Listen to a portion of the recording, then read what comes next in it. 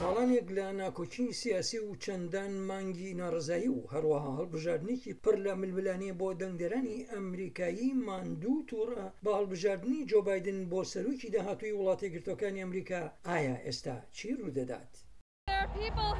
کەسانێکان هەرگیز هەڵویست و تێڕوانینی خۆیان ناگۆڕن، بەڵام ئەوە بایدنە کە دەبێ ئەوەی لە توانایدا هەیە بیکا بۆ پڕکردنەوەی کەلێنەکە. دەزانم ئەوە کارێکی زۆر قورس دەبێ.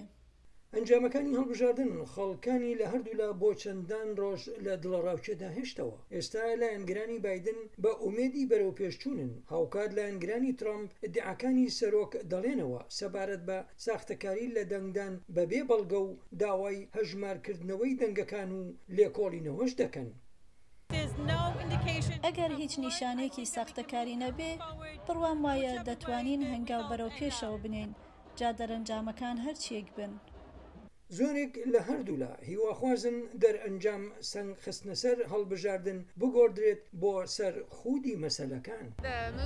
بزوتنەوەی ژیانی ڕەشپێستان، بزوتنەوە لە پێناو دانیشتوانی ڕەسەن، نائەدالەتی نەژادی، ئەوەی ترامپ بە کۆچبەرانی کرد، پەروەردە و ئابووری، ئابووری ئەوە گرنگە، هەروەها مافەکانی گشتی.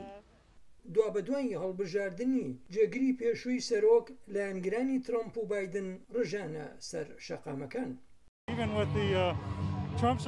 تەنانەت لایەنگرانی ترامپ ئەوانیش هەمان میوزیک دەژەرن، هەمووان حەزیان لە هەمان میوزیکە. بە بڕوای من ئەوە دەرەنجامێکی بەمەبەست نییە، ئەوەش لە ڕاستیدا دەبێتە بەشێکی ساڕێژبوونەوە. ئەمریکایەکی دابەش بوو، بەڵام هەندێ ئامانجی هاوبەش.